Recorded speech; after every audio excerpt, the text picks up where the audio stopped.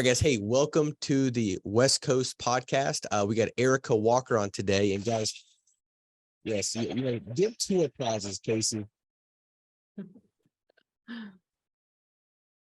It's going to be that good. In fact, if we were sitting here with a live audience, I think it would sound even louder than that, because Erika, guys, she's gone out there and has built a great business. She's led by example. That's the kind of leadership I like, as a person that's like, hey, let me just tell you how to do it. Watch how I do it.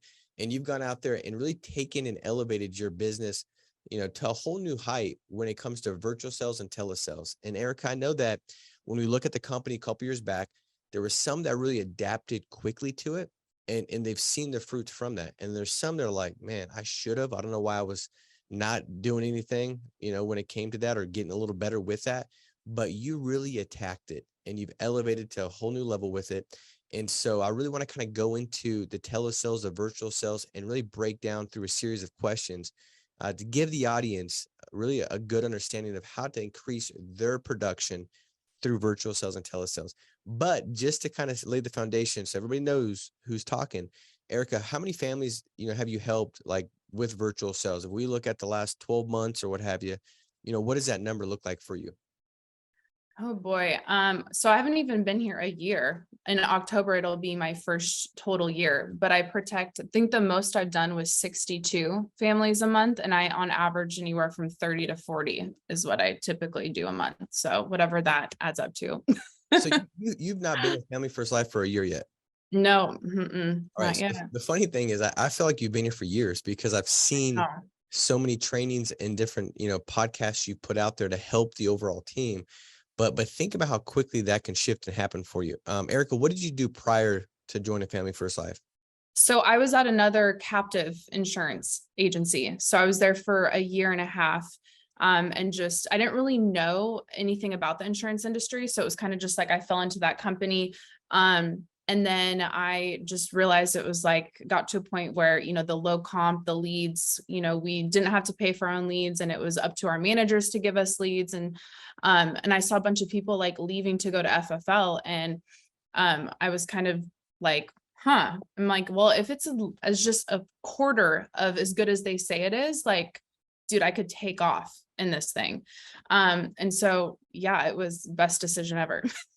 Okay, so you saw kind of the writing on the wall, and you didn't stare at the writing too long and be like, I don't know if it's true or not. You're like, let me try it out.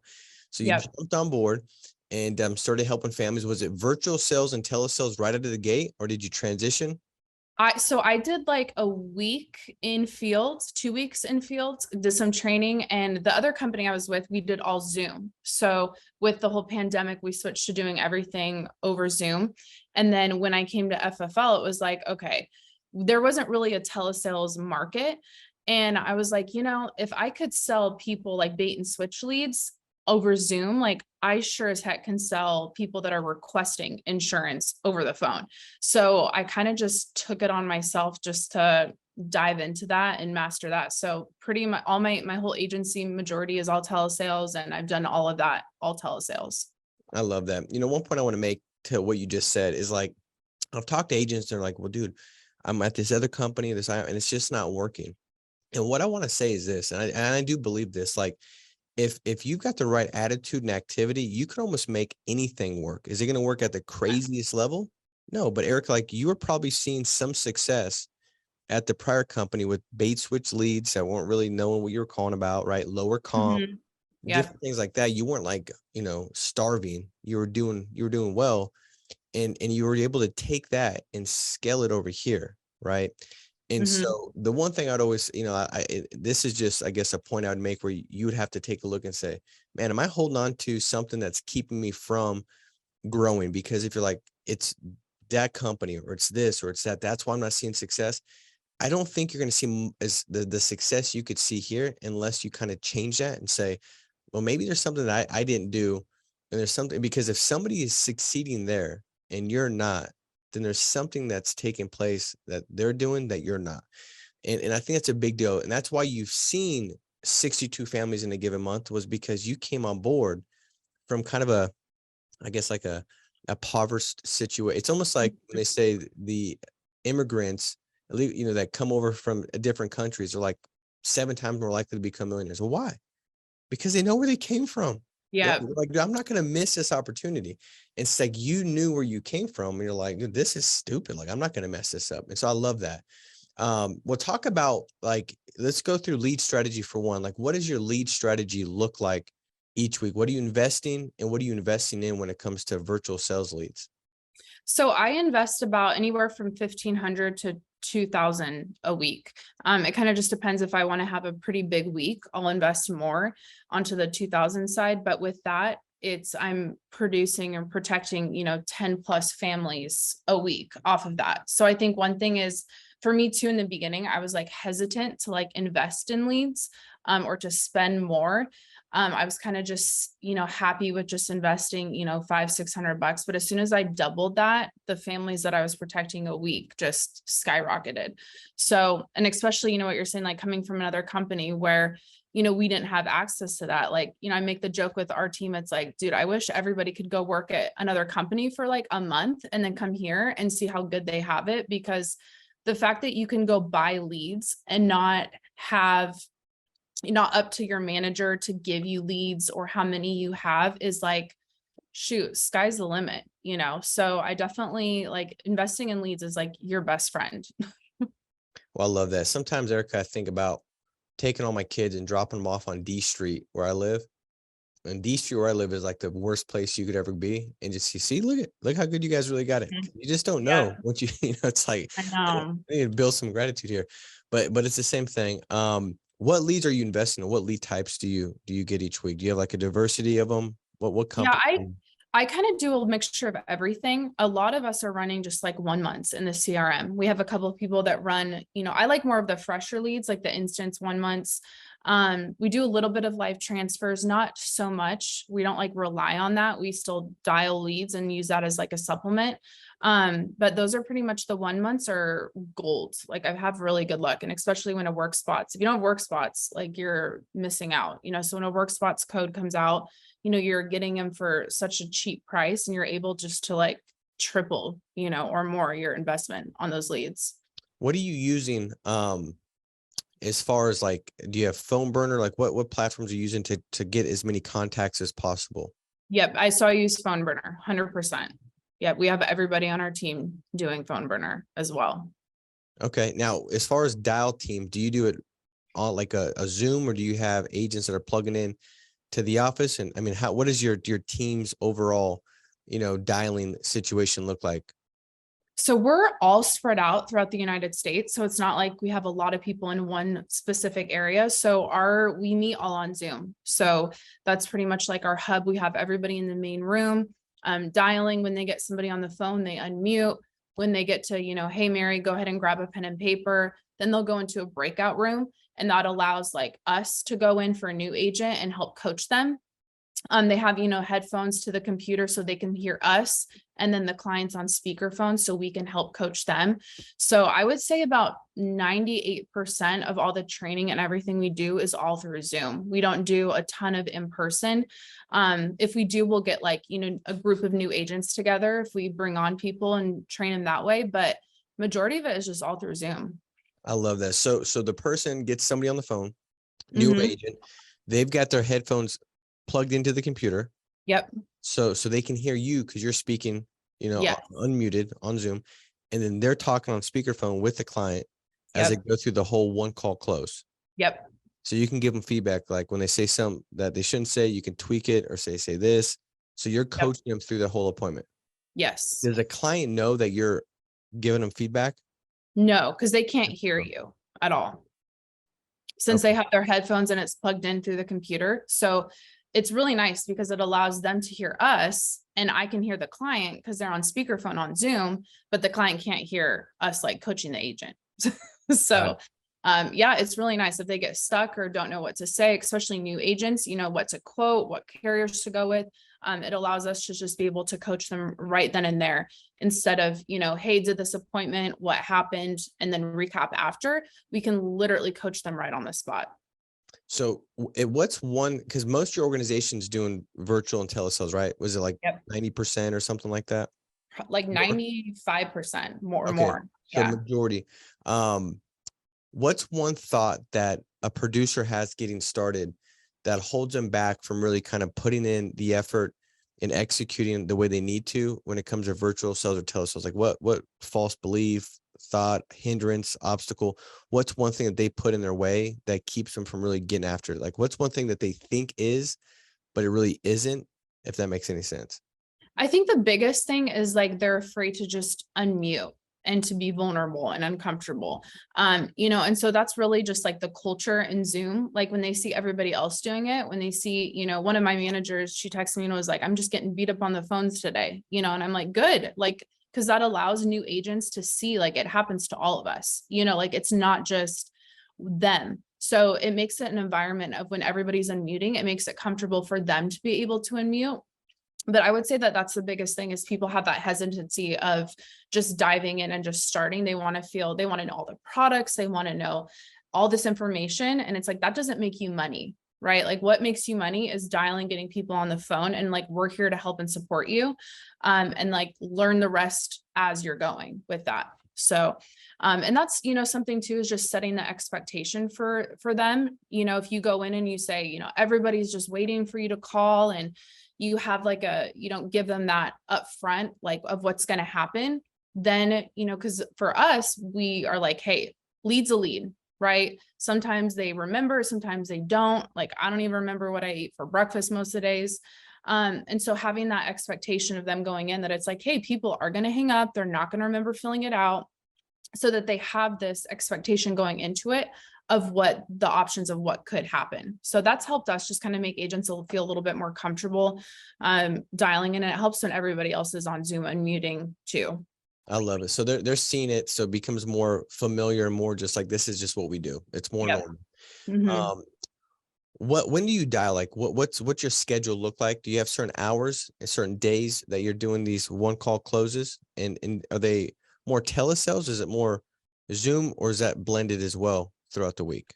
We do it all over the phone. So we don't set appointments or we don't do anything like that. So I do pretty much everything over the phone. I've never done All a Zoom close. appointment. Yep. All one call to close. Yeah. I've never done a Zoom appointment with a client. We've had a couple people do them. If like the client doesn't feel comfortable giving out their information, we'll say, hey, why don't we hop on a Zoom call so you can see what I'm doing?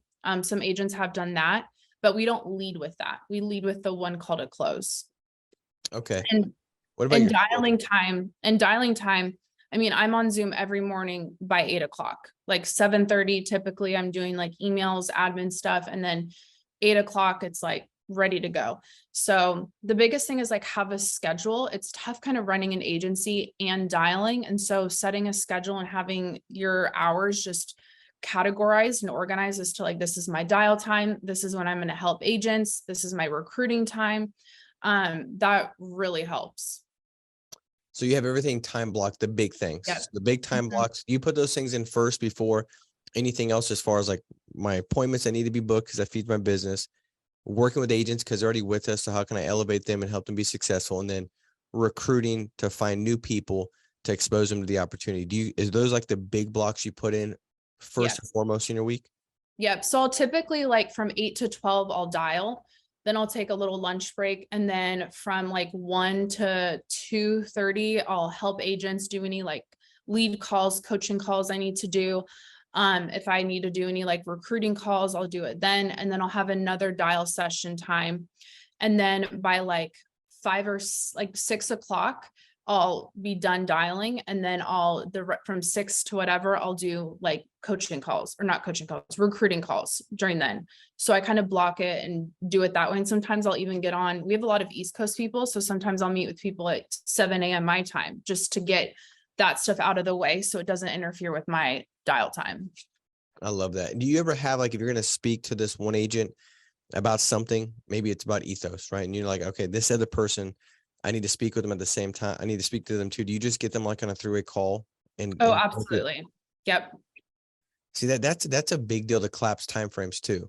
And then even having Mhm. somebody like a manager hopping on and saying, hey, just mute your phone and listen to me work through with these two agents about this situation, whether it's leads, it could be anything that's going to be specific to help that person. Have the manager hop on and watch, so that way they're learning, and then they can go out and duplicate what you're doing too. And it just helps collapse timeframes, which I love that. And that's one thing when I started thinking back, like, how do I use the same amount of time but get more done? Because it is a lot when you're trying to do, help 40, 50, 60 families a month and still build your business. Yeah. All right. So Erica, if you were to really kind of like chunk down like the main points of a one call close. So if it was like, these are the 7 steps, 8 steps, 4 steps, whatever steps to cover, like, can you kind of give some structure to that one call close and kind of break that all down real quick? Yeah, I think so. The biggest thing is starting, it's all in your tone and like you leading the conversation, right? And being in control of the conversation. And just, I always go back to like, think if somebody just called you out of the blue, right? If you don't make it a priority or important, they're going to just brush it off. So a lot of people will get a rebuttal or an excuse and just, okay, I'll call you back later, right? Instead of just pushing through that.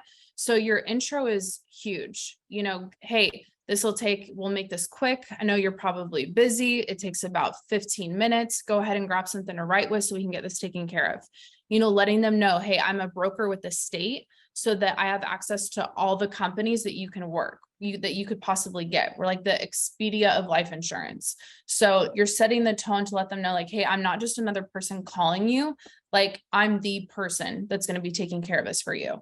So in their mind, it's like, okay, I'm getting phone calls from other people. Now I don't need to answer those. I'm just getting it taken care of with this one person. And then, taking it away, it's like, hey, you can't just buy life insurance. You do have to qualify for it. So what we're going to do is we're just going to fill out an application, submit it, and 3 things can happen. You can be approved, it could be denied, and we'd have to go to another carrier, or it could go to underwriting. And so setting the tone for the call, and then also building rapport with them. Like a lot of people just kind of go into more just, they get so caught up on the products, they get so caught up on what to pitch them instead of finding their why. It's like if somebody called me about life insurance and just was quoting me all these numbers, I would honestly probably hang up on them, to be honest, but if they called me and they say, hey, Erica, what was your reasoning for filling this out? Well, who's taking care of your funeral, right? And painting that picture and uncovering their why, you're going to be able to give them options that they can't say no to. So finding their why is huge. That was one thing that at our other company, we did really well on, is painting that picture. Like, hey, Mary, you're going to pass away. Like that's, life, right? So when that time happens, who's going to be taking care of that for you? Like, do you want that burden on your kids, on your husband? No. Okay. So we're going to get this in place today so that on the worst day of your husband's life, he doesn't have to worry about how to pay $20,000 for your funeral. Right. Right. And making sure that they're on that same page with them, and then just assume the sale, give them the 3 options. So which option do you want to try to qualify for? Right. Have them pick it and then finish on with the application and just assume it. A lot of people ask for permission. Like, oh, do you want to fill out an application for this? Or do you want this coverage? Instead of just assuming the sale and just making them pick an option. And if they don't know, pick one for them, so those are the key points, building the rapport, finding the why, setting the tone for the sale, and just assuming the sale and just doing it and not really giving them an option. I love that. And I think it's very similar to like the in-home with the client, as far as the points and the things that matter the most, even the psychology behind it.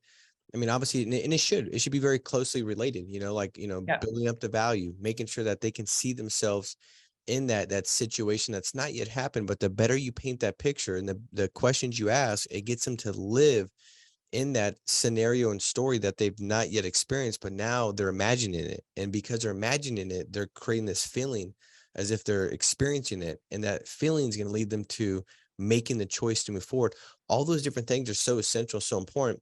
And that's why we say, like, I always believe, like, when you get started, if you don't have any kind of experience, go sit with clients face to face, because it's going to be very similar.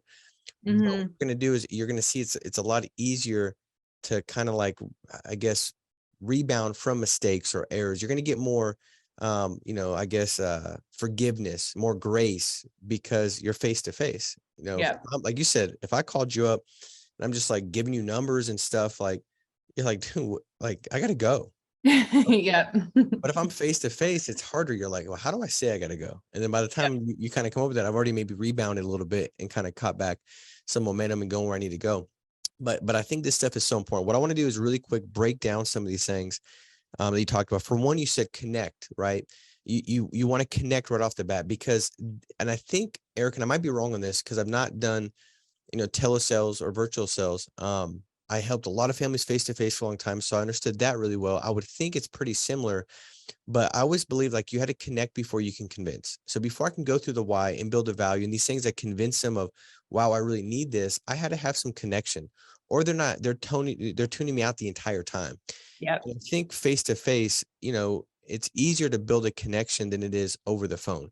So over the phone, my guess would be you got to have, some things that you just believe work over the phone to form that kind of connection and common ground right away, because you don't have the same things. When I walk into a house, I can see the pictures on the wall and I can talk about like how many grandkids and kids you've got and stuff like that.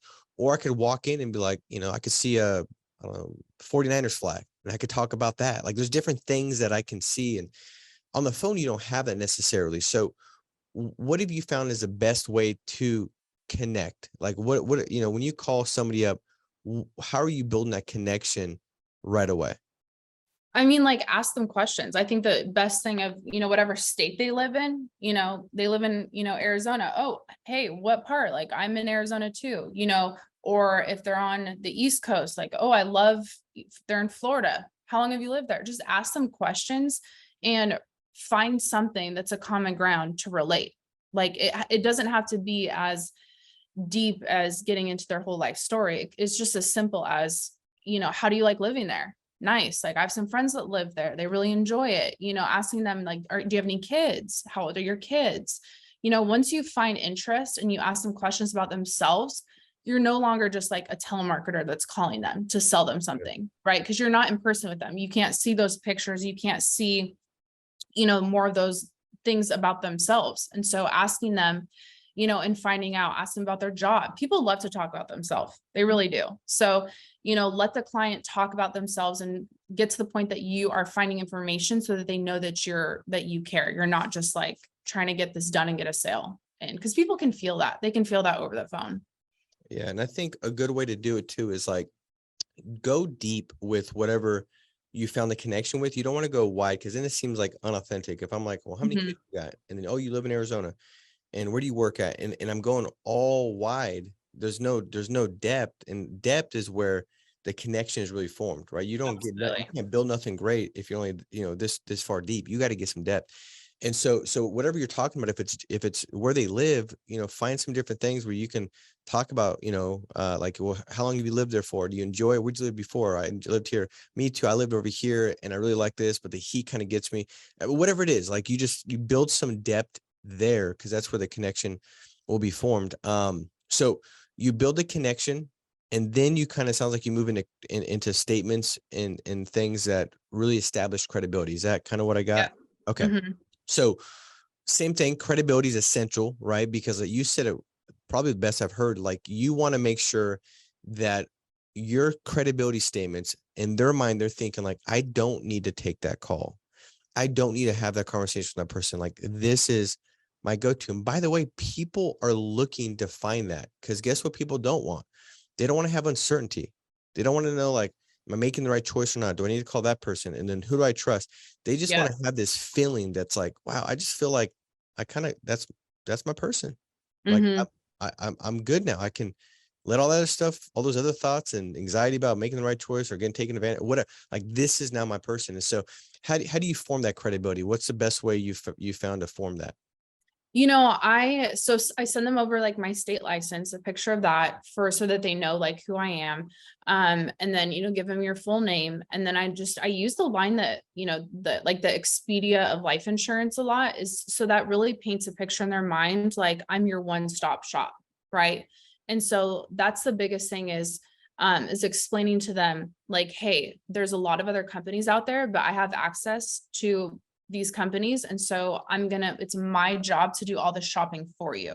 So then at the end, you're not getting that objection of, well, I need to go shop around. Right. So anything at the end of rebuttals or that you're going to say or objections you're getting at the end, it really has to deal with the beginning of your presentation, of if you're setting the tone so that they don't have to, second guess that, if that makes sense. I love that. What I used to do, Erica, was so this is back in the day, right? This is like, 15 years ago when I got going. I would have all these folders. So we had Mutual of Omaha, Foresters, Americo.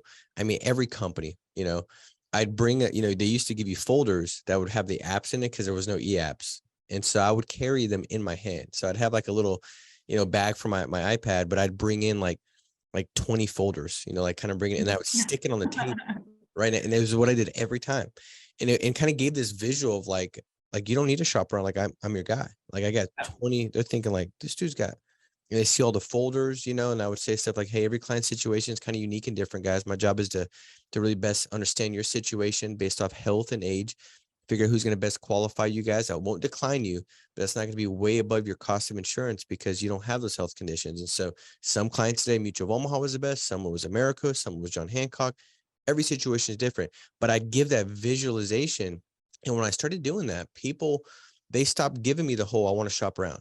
Cause like, if they said it, I just like look down at my folders. Like, what do you mean, dog? Yeah. Like I got 23 folders right there. Like, Which one do you want? what are you talking about, man? Like, you want to read them all or what? You want me to, Yeah. I've done this a long time. Like, what do you want to do? And so they helped out a lot. All right. So credibility. And then the next one you go through the why. And Yep. I love this. The last two you said, I'm like, I'm just excited because I love talking sales and stuff. I mean, I suck a lot of things, but I love the sales part. And I've always said, if you want to increase your close ratio, you need to develop a better why, and you need to be more assumptive. Those are the two things that every time in 15 years of talking to someone like, dude, I can't close nothing. My close ratio is 20%. How do I get it to 80 or 90? It's, well, you build a terrible why. There's no depth to it. You're not asking questions. You're not building a good why. And then you're not assumptive. If you get those two things increase, all of a sudden it goes up. So talk about that. Like your why. What are some questions do you go through the full financial inventory? What questions do you feel like are the most important to really drive the why? Do you let silence do its work? Like, what does the whole why process in building look like for you?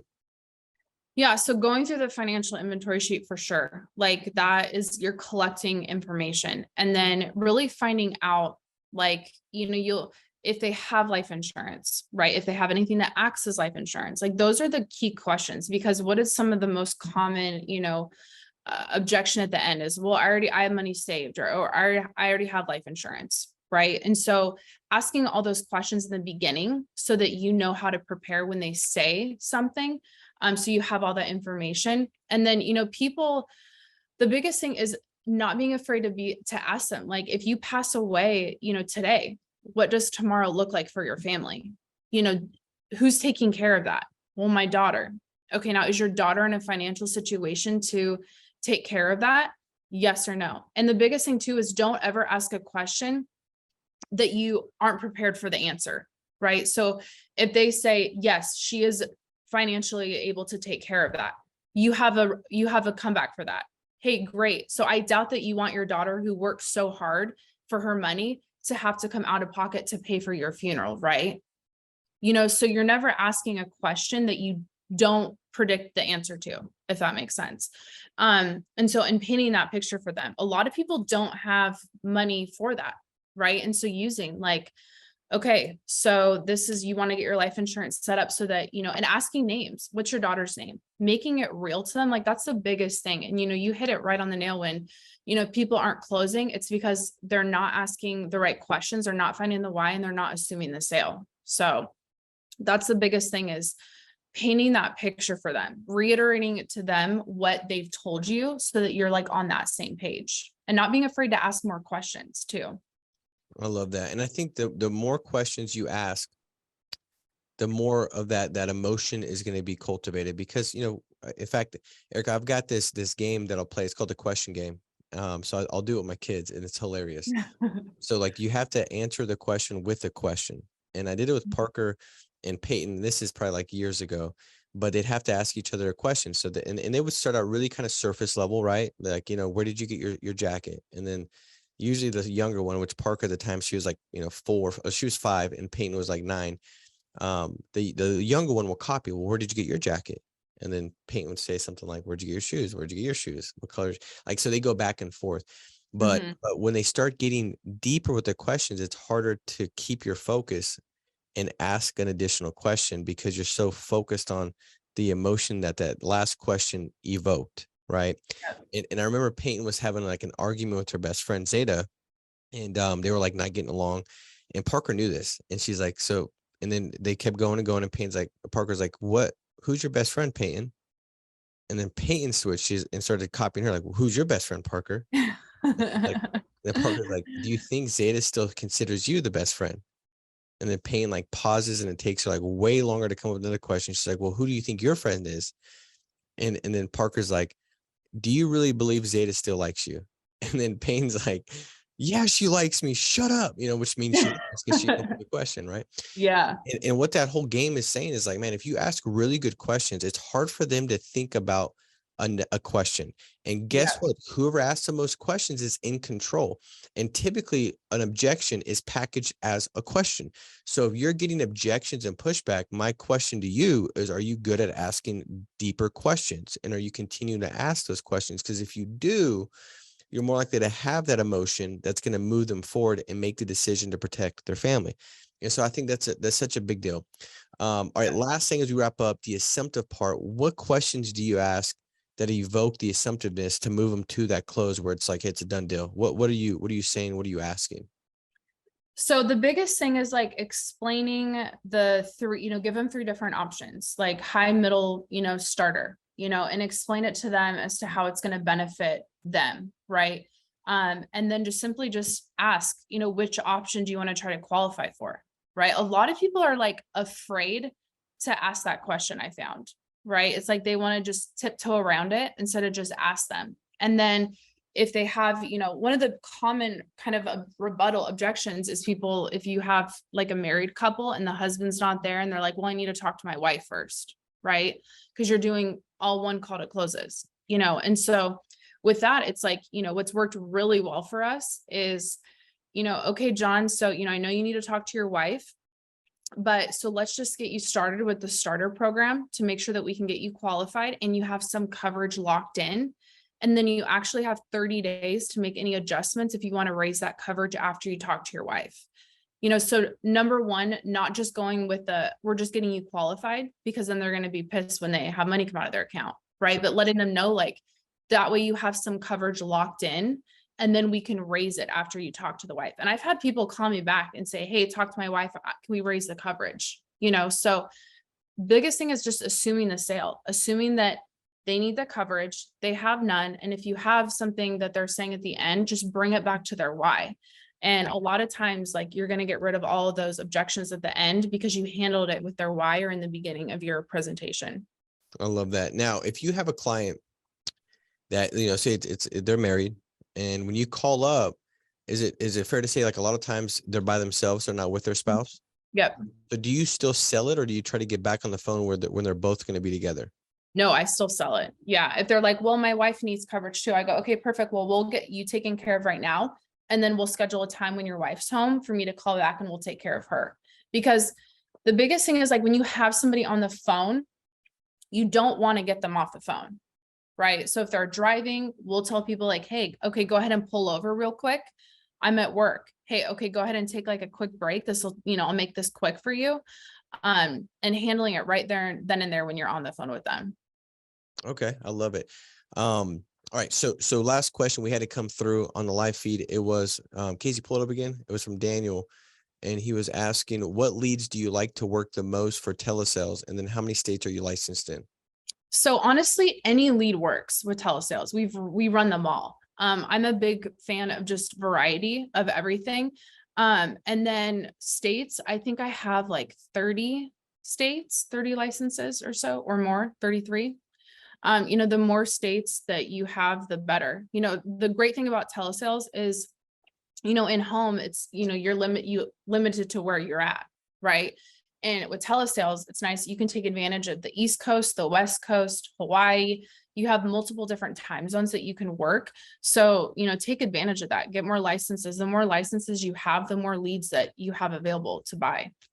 I love it. Well, guys, this is the last thing I would challenge you to do as we wrap up today. And Erika, this has been so good. I really do appreciate you hopping on and sharing with the team today, First. because there's no question that they're going to be better off with telesales from this podcast than they were before they hopped on it. So I'm positive of that. I would also encourage you guys to like and subscribe and to share this. There's no doubt that there's somebody that if you share this right now, they're going to get this and they're going to elevate their income, which is going to make a massive impact on their business and their family. The thing that I thought about as Eric was talking is this business is simple in the sense that, like, it's just learning a structured presentation, if you want to call it that, but just like it's over the phone, but it's easy to duplicate if you listen to it over and over again and you practice, drill, rehearse. And so anybody on here, when Erica said, if you ask a question, be prepared to know what answer they'll give you and what you're going to come back with if they do. If you don't have that and you've been here for a minute, I'm like, what are you doing? Like, I love you, but what, like, why would you not know that? Like, the answers are there. Now, if you had to go figure it out, come up with the whole creative thought process, you had to go research and develop data and then kind of put together, I got that. But if it's all laid out for you, why do you not know all that? Like, the Mm. clients are not in the other room trying to get better and come up with new stuff. It's all the same. Like everything, Erica, you just said, and I've not been in the field for 3 years, but for 12 years straight, I helped 40 families a month face to face. The stuff you just said was the same stuff I dealt with 15 years ago. It's the same stuff. Meaning that, are you getting better? Or do you have time where you're just studying this stuff late at night, early in the morning, and with this understanding? I wonder if you believed and you knew that once you had this all down, if you were going to go out there and help 40 families a month, and if that average family was $1,000 a year and you're at 100% commission, you're going to make $40,000 a month. I wonder if you knew that, if you would still delay in your practice, drill, rehearse regimen that you could put in place today, early in the morning, late at night, after hours, that would take you to the next level, because it is that simple. Think about this. Some of you went to college, some of you went to high school. There was times where you had to like binge, like study, like you had to like cram the same, man. Maybe you procrastinated, or maybe you've been here for 30 days, 2 months, 6 months, 7 months, and you procrastinated this part of getting better in this business. Well, today's the day that you can start cramming. Cram it all in. I mean, you'd cram for a test and know how to give an oral presentation on something, subject matter you didn't even know about, because you don't want to sound stupid, look stupid in front of a bunch of people. But yet all the answers are here. So guys, as we wrap up today, I would just encourage you, I'd implore you to go out, continue to practice, drill, rehearse all these scripts. Everything's out there. The virtual sales are all over the place, and go out there and take this to the next level. So guys, make it a massive week. Erica, thank you so much for being on with us today. I really do appreciate you. And let's go crush it. See you guys.